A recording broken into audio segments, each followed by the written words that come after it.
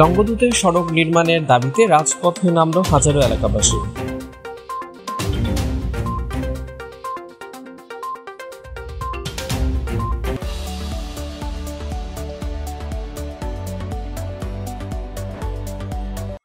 রাঙামাটি নানিয়ারচর উপজেলায় প্রসিদ্ধ কিষাণ নেতৃত্বাধীন United Peoples Democratic Front UPDF কর্তৃক বগাছড়ি নানিয়ারচর লংগদু আঞ্চলিক সংযোগ সড়ক নির্মাণ কাজ বন্ধ করার প্রতিবাদে লংগদু উপজেলায় হাজারো এলাকাবাসী প্রতিবাদ জানিয়ে রাজপথে নেমেছে।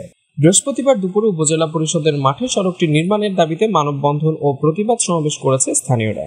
সমাবেশে স্থানীয়রা বলেন, স্বাধীনতার দীর্ঘ 54 বছর পর রাঙামাটি সদরের সাথে নানিয়ারচর, লংগদু এবং বাগাইছড়ি উপজেলার কয়েক লাখ মানুষের সংযোগ ঘটাতে বর্তমান সরকার অতি গুরুত্বপূর্ণ 37.50 কিলোমিটার দীর্ঘ বগাছড়ি নানিয়ারচর লংগদু আঞ্চলিক সংযোগ সড়ক নির্মাণের উদ্যোগ গ্রহণ করেছে।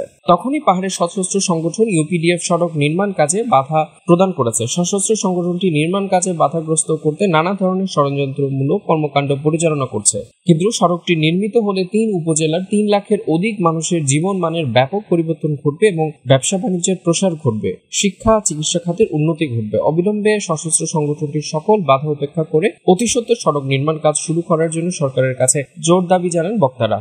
লংগদু উপজেলার সর্বস্তরের জনগণ আয়োজিত মানববন্ধনে এবিএস মামুনের সভাপতিত্ব ও নুরুল ইসলাম সেলিমের সঞ্চালনায় বক্তব্য রাখেন লংগদু উপজেলা বিএনপি সভাপতি ও উপজেলা পরিষদের সাবেক চেয়ারম্যান তোফাজ্জল হোসেন, উপজেলার জামায়াতের আমির মাওলানা নাসির উদ্দিন, বিএনপির উপজেলার সাধারণ সম্পাদক আবুল কালাম আজাদ, মাইনিমুখ ইউনিয়নের চেয়ারম্যান কামাল হোসেন কমল, বৈষম্য বিরোধী ছাত্র আন্দোলনের সমন্বয়ক ইমাম হোসেন, জেলা ছাত্র শিবিরের সাধারণ সম্পাদক রবিউল ইসলাম।